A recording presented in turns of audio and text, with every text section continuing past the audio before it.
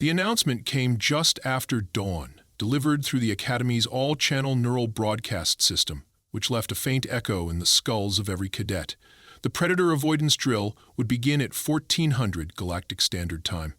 The news sent a ripple through the training grounds of the Galactic Survival Academy, where hundreds of elite students from dozens of planetary systems had gathered to compete. It was the final test of the semester, an event whispered about during late-night study sessions and mess hall gatherings. Students called it the Hunt, though the official term was far more sterile. Scenario X9, Predator Simulation Training and Adaptive Response. What it really was, at least for those who had failed it, was a merciless 6-hour trial against the most advanced hunting constructs in the galaxy, based on real apex predators from various death worlds. Cadets were required to survive the full duration without being tagged by the hunters, which meant no direct combat, no calls for rescue, and no high-tech solutions unless permitted. Those who succeeded earned immediate placement into advanced survival ops.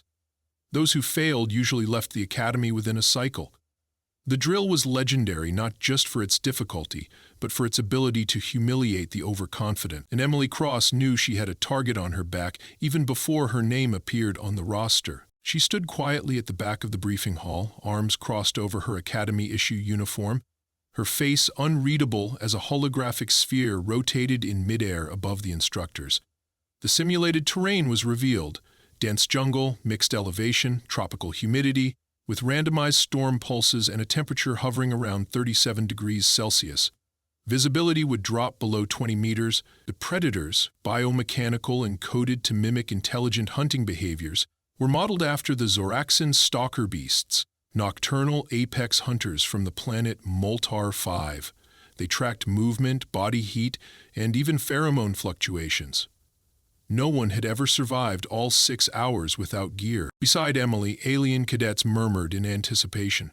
A pair of insectoid twins from Karzin clicked their mandibles in excitement. A tall, obsidian-scaled reptilian cadet sharpened his claws against his forearm with the calm of someone who believed the test was beneath him. Others reviewed schematics for their survival suits, devices capable of full cloaking, scent suppression, and neural dampening. The Academy allowed them, within limits. But when Emily's name came up on the deployment list, her profile included a disclaimer: primitive class participant, non-augmented.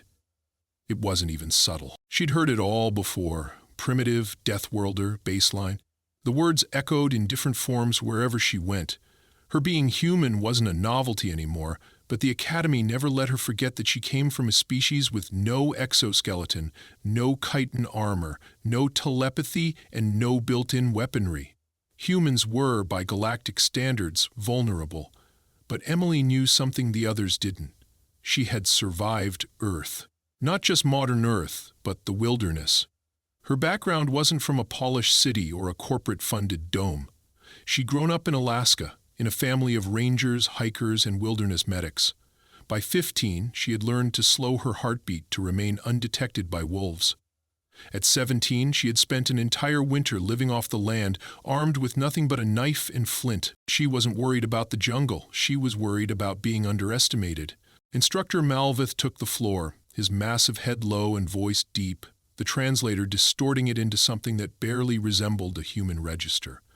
"Your mission," he said, "is to evade capture by X9 units for 6 hours. You will be dropped into Sector Theta Delta 7 with no time for orientation. The environment is real. The predators are semi-autonomous and will adapt. If you are tagged, you are eliminated from the simulation. If you attempt to disable your opponent, you will be disqualified." Emily leaned forward slightly as he spoke. The rules hadn't changed. What had changed, however, was the layout. The environment was split into 3 biozones: dense jungle, wet marshland, and a dry, elevated basin where visibility improved but cover diminished. The trick, as always, was mobility, staying ahead of the predator's predictive pathing without triggering a pattern of behavior. But the tech-based students always made the same mistake. They trusted algorithms to hide them. But Emily had a different plan. When the roster rotation began, cadets were issued their deployment gear. The insectoid twins received climate-regulated cloaks with built-in dampeners. The reptilian was handed a custom-matched suit that bent light and masked body heat. Emily was given a knife and a hydration capsule. Nothing else. She didn't flinch. She waited for her deployment window. Standing on the circular pad beneath the hangar's transport bay, Emily focused on her breathing. She closed her eyes. In through the nose. Hold for 4. Out through the mouth. She imagined the smell of pine needles, the crunch of snow beneath her boots, the silence before a storm. It calmed her. Across from her, the reptilian cadet sneered. "You won't last 20 minutes, soft-skin," he said, voice hissing with amusement. Emily didn't answer. She didn't need to. His arrogance was already his weakness. A countdown began. 5 minutes to transport. She adjusted the laces on her boots and rolled her shoulders back. Her knife was sheathed horizontally across the small of her back, not for attack, but for survival. Vines, bark, possibly a snare or camouflage netting. She'd improvise. She always did. The last thing she did before stepping onto the telepad was dip her hands into the basin of soil kept near the wall for mental grounding. It was a tradition most ignored. She coated her fingertips, rubbed the grit along her cheekbones, under her eyes, across the bridge of her nose. She wasn't just hiding from the predators, she was becoming part of the terrain. The light flashed blue, the countdown hit 0, the hum of molecular displacement kicked in, and her surroundings dissolved into a blur. In the span of a single breath, she was gone, transported to the jungle sector of the arena. When she materialized, the first thing she did was crouch low, heart steady, eyes scanning. Thick foliage surrounded her, air damp with mist. She stayed motionless for 10 seconds, listening. Above, the sound of another cadet crashing into the brush echoed from a nearby clearing. Too loud, too fast. A mistake. She moved away from the noise, melting into the trees without leaving a trail. The hunt had begun. The air was thick with humidity, and the scent of rotting foliage clung to everything. Emily kept her breathing shallow as she lay completely still under a dense clump of ferns. Her eyes moved without blinking, scanning the immediate terrain as her ears filtered through the chorus of insect whines and distant mechanical pulses. She had landed precisely in the jungle zone, just meters from the border of the marsh sector. The air was heavier here than she expected, wet enough to stick to her clothes and weigh down her movement, but the heat didn't bother her. Her body had adapted to worse. She waited a full minute before moving. Not because she was unsure, but because she knew the first 10 minutes were always the most dangerous. That was when cadets panicked, made noise, ran in the wrong direction, or tried to use their tech too early. It was also when the predators ran their first scans. She heard a faint hiss, distant, mechanical, and rhythmic. It wasn't natural. She had already marked the direction of the predator's initial sweep. Slowly, she shifted her weight to her elbows and began a low crawl through the underbrush, dragging her body in a practiced motion that left minimal disturbance behind her. Every movement was deliberate, calculated. She didn't step, she slithered. There was no path, no rush. She moved like a shadow, like something that belonged there. Her boots were soft-soled, designed for grip and silence. But it was her own body control that made the difference. She slipped under a thorny vine and crawled into a shallow trench filled with dead leaves and slick mud. Perfect cover. Once hidden, she took a fistful of the thick brown sludge and began smearing it across her exposed skin, neck, and arms. The cold mud cooled her body temperature, dulling the heat signature that the predators would detect. Her pale skin darkened, and her scent would blend with the earth. She coated her face last, painting a jagged line from her chin to her temple. She looked like something primitive, but there was nothing primitive about her thinking. Just to her right, about 20 meters away, she caught a brief shimmer-like light bending unnaturally. Another cadet. He moved quickly, hopping from rock to rock in a zigzag pattern, his cloak glitching with each sudden movement. He hadn't waited. His tech was already failing in the jungle's moisture. She remained still and watched. A faint click vibrated through the ground, a low mechanical sound from the predator's sensors. Then came the screech. The cadet didn't even have time to scream. A blur of movement, a shadow faster than a blink, emerged from the underbrush and struck. A long metallic limb tagged his shoulder with a flash of red light. He was instantly pulled from the simulation. The shimmer vanished, and silence returned. Emily exhaled slowly. One down, she continued crawling deeper into the jungle, veering toward the edge of the marsh but stopping short of entering it. The predators were programmed to expect movement between sectors within the first 30 minutes. That's how most students got caught, crossing too early. Instead, she found a large, moss-covered rock and used a broken tree branch to scrape at its base. A small hollow underneath revealed several dry leaves and insect shells. She crushed them with her fingers and rubbed the powder into her palms. The acidic blend added another layer to mask her scent. She crouched behind a fallen tree and began fashioning a simple snare with some vines she had pocketed earlier. It wasn't meant to catch prey, it was meant to make noise. She tied one end to a flexible sapling and rigged a small tension trigger. If something brushed it, the branch would snap forward and rattle the leaves violently. A distraction, nothing more. She set two of them in opposite directions and moved between them as if laying a decoy trail. Her real path veered toward a dense tangle of roots near a slope. She found what she needed, a partial burrow created by some small animal. She widened it just enough to slide inside, pulling dead foliage over the entrance and leaving a narrow slit for observation. She lay flat, her heartbeat slowing. The silence around her felt natural, undisturbed. No tech, no glowing panels, no sound of artificial breathing from a helmet. Just the earth. And her. An hour passed. She heard movement again. Two cadets talking quietly. One was male, his voice deep and confident. The other was female, her tone more cautious. They were aliens from the upper ring, probably expecting to sweep the field. The male wore partial armor and held a map hologram, muttering about pushing through to the elevation basin for tactical advantage. The female hesitated, suggesting they stay hidden. He laughed and pushed forward. Emily didn't move. She didn't need to. 3 minutes later, both cadets were tagged. She didn't see the predator, just the red pulse from the tagging mechanism through the brush. She made a mental note. Zone 3 sweepers had begun circling into her sector. She had an hour, maybe less, before the entire jungle would be crawling with them. She began preparing her next move. Remaining stationary would only work for a limited time. The predators adapted. If an area showed zero movement for long enough, the AI would perform a saturation sweep. She needed a way to stay mobile without being tracked. She removed her knife, gently severed 2 wide leaves from a nearby fern, and tied them to her forearms. They would act like flaps, distorting her outline. She also coated her boots in mud and leaves, breaking up the sole pattern. The terrain ahead sloped downward toward a dried creek bed. It was shallow, filled with twisted roots and loose stone.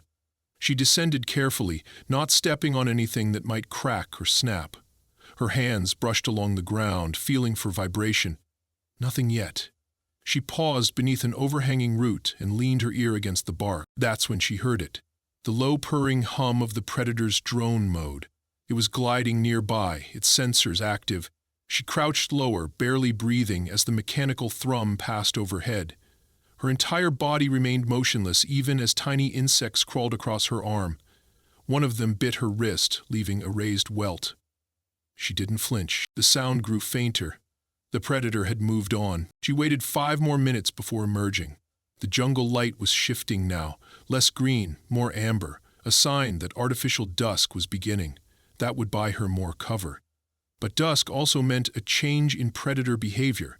They'd start stalking in pairs, one silent and fast, the other airborne with a heat scanner. She followed the creek bed for another half-kilometer, marking her trail with crushed seed pods that released a pungent odor. If the predators picked it up, they'd follow the wrong direction. She looped around a small hill and found a collapsed tree, its trunk hollow. She tested the bark. It was solid enough to hold her weight. She climbed inside and curled into the darkness, arranging twigs around the opening to mimic a natural collapse. From here, she could wait again. Not long. Just until night.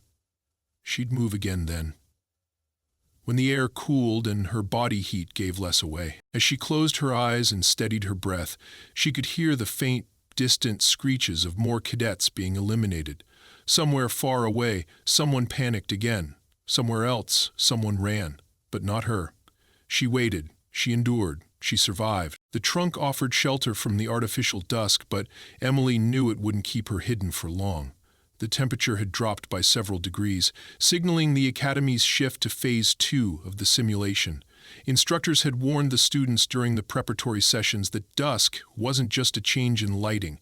It marked the point where the biomechanical predators would evolve their hunting strategies. No longer limited to single-unit patrols, the predators would begin to operate in coordinated duos. one scanning from above, the other sweeping on foot. The new phase was where most cadets were eliminated. Emily emerged slowly from the hollow tree, brushing debris from her shoulders, and paused to absorb the new sounds around her. The jungle was quieter now. The constant trill of insects had dulled to a steady hum, punctuated by the occasional distant shriek or mechanical thud, evidence of another predator strike. The predators weren't just tracking. They were flushing prey. That meant it was no longer safe to remain stationary, even in excellent cover. She took a swig from her hydration capsule, pressed her mud-covered fingers to the bark of a nearby tree, and continued her descent along the dry creek bed, now darker and cooler. The mud on her skin had dried and cracked, forming a dull gray pattern that blended even better with the dusky terrain. Her scent was masked by earth and sweat. Her movements remained low to the ground, calculated and fluid. Every step she took served a purpose: avoid sudden movements, suppress vibrations, and stay in the shadows. A rustle to her left made her drop immediately to her stomach. She slithered into a depression in the ground, barely breathing. Through the tangle of roots, she spotted the source.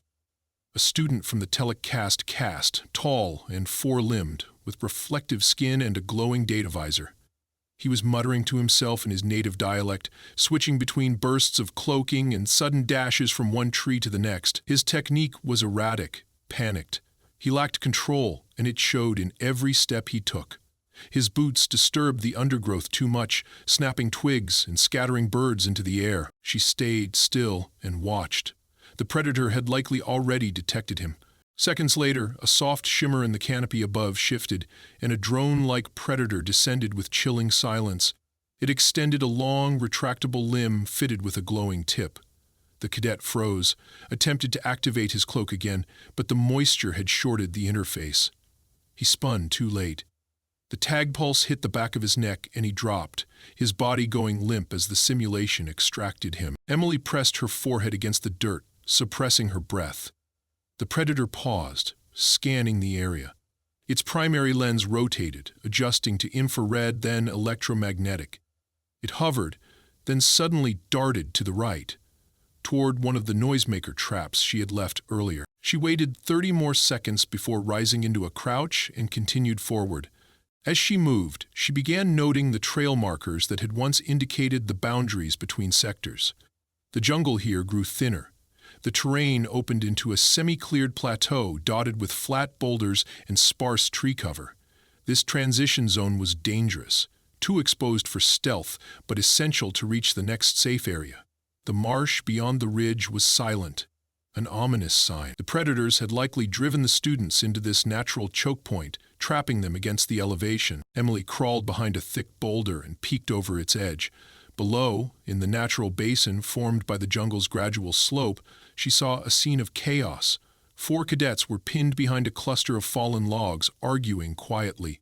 One of them, a psychic from the Lamari system, was trying to project a confusion field to disrupt the predator's sensors. The others were gesturing wildly, unsure whether to flee or stand their ground. Across the clearing, a predator crouched atop a large tree root, barely visible except for the glint of its optic core. It was waiting, not attacking, not scanning, just watching. Emily's instincts screamed a warning. The predator wasn't hunting the group, it was observing, studying the cluster of cadets as a single unit. If one made a break for it, it would strike. If they held formation too long, a second predator would flank them. The AI was using patience as a weapon. She moved around the rock, creeping along its edge until she had a clear angle on the marsh's outer edge. She could bypass the whole scene if she crawled along the ridge and used the mist from the marsh to mask her escape. But she stopped.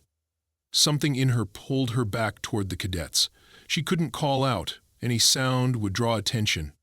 Instead, she picked up a pebble and threw it at a dry patch of leaves just behind the predator's position. The crackling sound startled the machine just enough to trigger its automated reflex. It turned, momentarily redirecting its focus. The cadets seized the opportunity and bolted in 2 directions, fracturing their group. The predator tagged one mid-stride.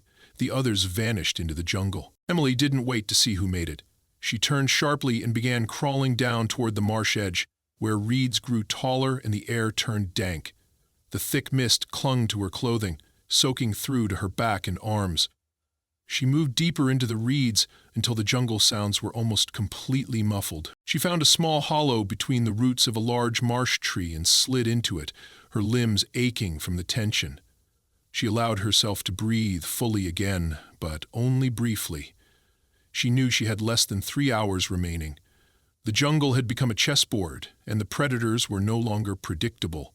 The AI had likely already tagged over 70% of the cadets. The ones who remained would be forced toward conflict zones, designed arenas like this marsh, where movement was limited and stealth was compromised. She listened for a while and heard 2 familiar voices, both whispering in a language she recognized.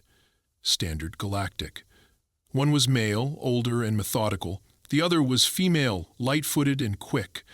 Both had made it past the first sweep and were now working together. Emily remained hidden, adjusting her position to avoid detection. The pair moved past her hiding spot, unaware of her presence. They were coated in reflective material that shimmered when they moved too quickly. Their gear was working, for now. But their footsteps were loud in the wet terrain. She heard the squish of boots in the mud and the slight snap of a reed. They would draw attention. She watched in silence as the drone passed overhead again. This time, it didn't make a sound. It hovered high above, its optic lens adjusting rapidly as it scanned the marshland.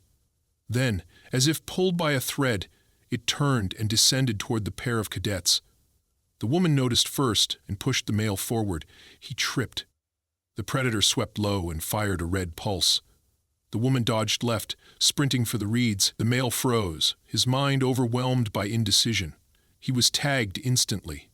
The woman vanished into the thickets. Emily pressed herself flatter against the root structure. The predator hovered for another minute, scanning the reeds, then turned and glided away, deceived by the density of the marsh. She waited. Then, carefully, she removed her hydration capsule and took another measured sip.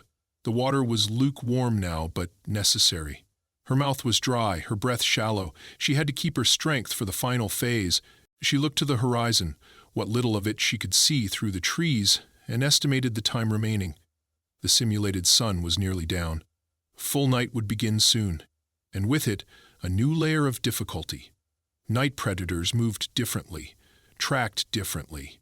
They would rely less on visuals and more on heat, sound, and environmental disturbance. She wiped the sweat from her brow with a damp sleeve and began to think. Her advantage had always been psychological. She didn't rely on tools or gear. She relied on behavior, on understanding the instincts of both predator and prey. If she was to survive until the end, she needed to stop moving like a soldier and start moving like something else. Something meant to be hunted, but never caught. Like prey that had learned to become the forest itself. Nightfall arrived in silence, not with the dramatic drop of darkness, but with a slow fading of color and contrast, the way fog gently smothers the edge of vision. The simulation's artificial sky dimmed into a soft navy blue, and the temperature fell several degrees further, enough to make the mud on Emily's skin feel like a chilled shell. Her body ached from hours of crawling, crouching, and remaining motionless, but pain was just another signal to interpret, not an obstacle to be feared. She remained pressed against the roots of the marsh tree as long as she dared. The predators would shift tactics under the cover of darkness. No longer hunting by movement or sound alone, they would switch to thermal scans and vibration detection. Her heartbeat, her breath, her body temperature, everything had to be managed. She reached for the mud again, this time mixing it with a layer of rotting plant fibers she had collected earlier. The thick, fibrous blend clung to her like armor. It wouldn't stop the predators, but it would distort her shape and scatter the heat signature her body emitted. She tore strips from the bottom of her shirt and tied them loosely around her limbs to break up her silhouette. The effect made her resemble something half human, half vegetation, exactly the kind of form that slipped beneath a predator's expectation filters. With the mist crawling in from the marsh, Emily began moving again. Her direction was deliberate, toward a narrow ridge of high ground that provided a better vantage point and thinner terrain, ideal for audio manipulation and misleading trails. She didn't walk or even crawl, she glided, dragging her body sideways like a lizard, chest pressed to the damp ground, pausing every few meters to press her ear against the earth. Sound became her primary tool. She couldn't rely on sight anymore. The jungle looked like one giant shifting mass of shadows. Everything glistened with moisture, and every creature had fallen into silence. Except for one thing: the predators. She could hear them before she saw them. A faint chittering click echoed beneath the trees, almost like insects, but rhythmic and too mechanical to belong to anything alive. It wasn't just one sound, it was two. Two sets of clicks overlapping, moving in careful coordination. The paired predator units had activated. She froze beneath a large fallen branch and watched. The first predator, moving with the fluidity of a stalking cat, circled wide through the reeds, its limbs folding and unfolding with unnatural precision. The second unit hovered 10 meters above, scanning with a cone of red light that flickered like a pulse. They were herding the last few cadets. Emily realized something crucial. This wasn't just a hunt. This was a behavioral simulation. The predators weren't reacting. They were responding to patterns. They were learning. The Academy had designed the units to detect and adapt to typical survival instincts: fleeing, hiding, fighting, grouping. Emily had done none of those things. She hadn't run. She hadn't sought others. She hadn't used a single piece of issued tech. And because of that, the predators didn't have a profile for her. That was her advantage. As the predator pair moved farther along the ridge, Emily began to circle behind them. Her breath was shallow, but her focus absolute. She could not afford a single misstep. With each movement, she shifted the weight in her hips, not her knees, avoiding the signature rhythm of bipedal motion. Her crawl was serpentine, fluid, and low to the ground. She reached the base of a tree and began her ascent. Not straight up the trunk, but along a tilted, mossy branch that formed a natural ramp. The leaves here were thicker, forming a canopy shield that disrupted the predator's overhead scans. She climbed quietly and settled into the crook of a high branch, her back pressed to the bark, eyes locked on the terrain below. That's when she saw him. The reptilian cadet from earlier, the one who had mocked her before the drop, was below, his cloak malfunctioning badly. Sparks flickered along the device attached to his back, and his skin, though adapted for camouflage, shimmered unnaturally in the artificial moonlight. He was breathing hard, limping slightly. She recognized the look in his eyes. Fatigue was setting in, but more than that, fear. He stumbled through the marsh edge, turning sharply when he heard movement behind him. One predator was approaching fast, and he panicked. He activated his cloak one last time, but it shorted, exploding in a crackle of blue light. The predator leapt forward, tagging him with ruthless efficiency. He collapsed. The red light flared once, then faded. Extracted. Emily exhaled, not from relief but from confirmation. The strongest cadets, the ones with the best tech, the most enhancements, the highest predictions, were all failing because they underestimated one thing. She scanned the area once more and noticed something curious. Two cadets remained active within her quadrant. One was hiding beneath a rock overhang, the other camouflaged near a broken tree stump. Neither was moving. Both were frozen in place, likely believing stillness would save them. But the predators had begun pattern sweeps, standard grid rotations that ignored motion and relied on probability mapping. That meant those cadets were already as good as tagged. Emily decided it was time to move. She would not wait for elimination. She would disrupt the pattern again. She slid down the opposite side of the tree and crept toward the predator grid's eastern flank. She removed the torn sleeve from her arm, rolled it into a tight bundle, and tied it around a vine soaked in marsh sap. She aimed for a narrow space between trees and flung it.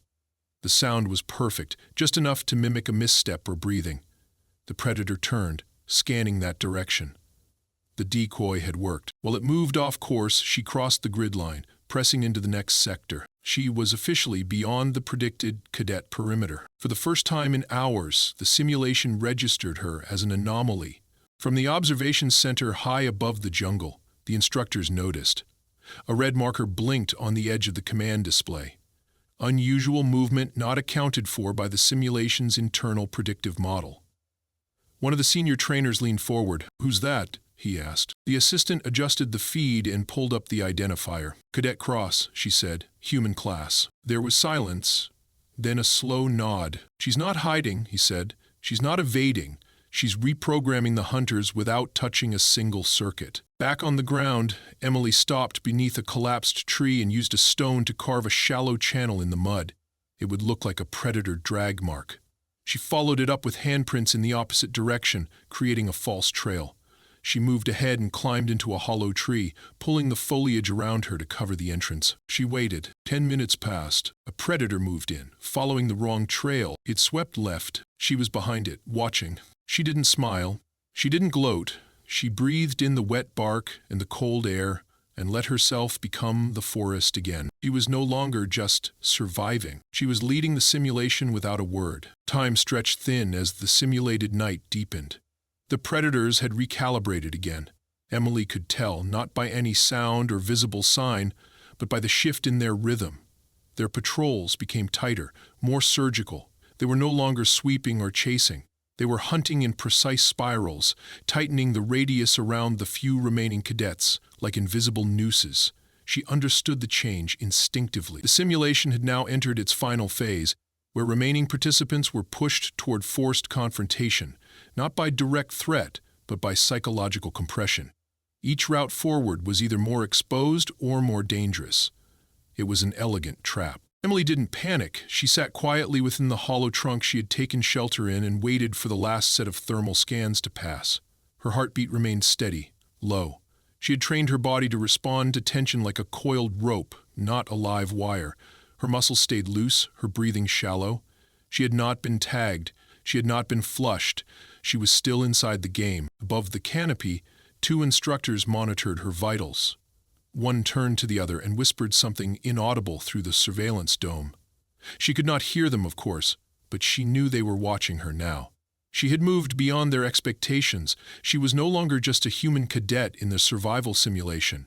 She had become the variable's proof that instinct could outmaneuver design. The forest around her began to tremble slightly, a low vibration humming through the bark. A new predator unit had entered her sector. Silent class. Double-jointed frame, slower but more intelligent. She recognized its behavioral code from a study module. It did not rely on visual detection at all. It used breath pressure, carbon residue, and micro-changes in atmospheric vibration to locate movement. If she moved an inch, it would notice the ripple. She remained still as death. A thin pulse of heat passed inches above her head, not enough to burn, but enough to register. A scan. The predator was just outside her hiding place. She could hear the tick of its internal processor, almost like a breathing rhythm, designed to unnerve. Its optical lenses rotated slowly. Then it extended a single limb and tapped the bark directly behind her. She didn't react. Not even her eyelids moved. Seconds passed. The machine paused. Then, just as silently, it turned away. She let another full minute pass before exhaling. Every muscle in her body was sore from the tension. But she had passed the final behavioral scan. She knew what came next. The final 30 minutes of the simulation were not just a test of survival, but a test of situational awareness. The instructors would initiate localized weather changes, gusts of wind, sudden cold bursts, and in some areas, low-light hallucination triggers. These were designed to simulate breakdown of sensory perception.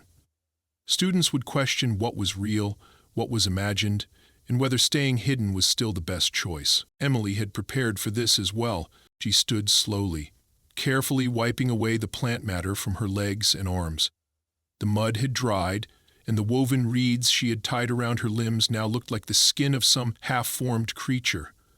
She no longer resembled a cadet at all. That was her goal. She stepped into the open with deliberate calm. Instead of running, she walked slowly toward the center of the clearing, toward the wide, elevated rock that marked the beacon zone where extractions were usually performed at the end of the simulation. It was the one place no one dared to approach early, since it was watched constantly and was usually surrounded by predators. But she understood the psychology now.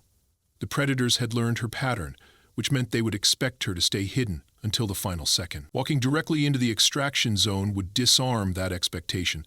As she reached the rock, she noticed movement in the distance. The last remaining cadet, another female, this one from the crystalline world of Dornex, had followed her. She moved clumsily, no longer hiding, her iridescent skin flickering with fatigue. She wasn't chasing Emily, she was following. as if assuming Emily had figured out something no one else had. Emily stopped and waited. The Dornick's cadet approached and stood just below the rock, looking up at her as if expecting instruction. Emily didn't speak.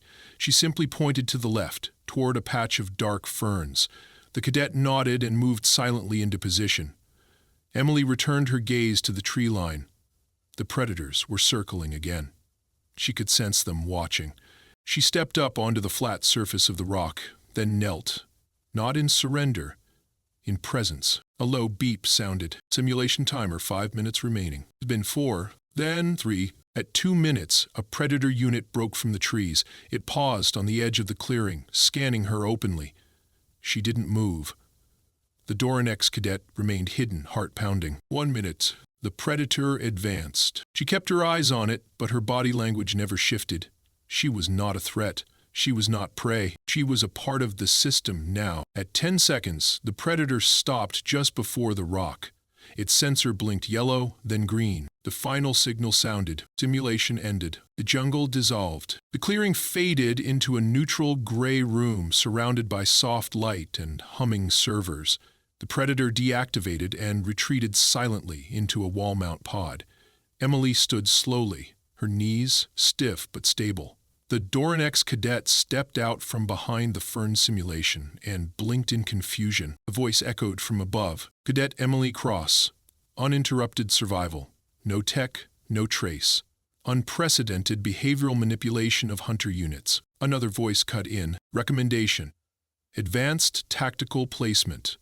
Survival doctrine. Leadership track. The Dornick's cadet turned to Emily wide-eyed. You didn't run, she whispered. You made them stop hunting. Emily met her gaze, calm and quiet. I didn't make them stop. I just gave them nothing to chase. In the control room above, instructors nodded. She had done something no simulation had prepared for. She had not just survived. She had changed the rules.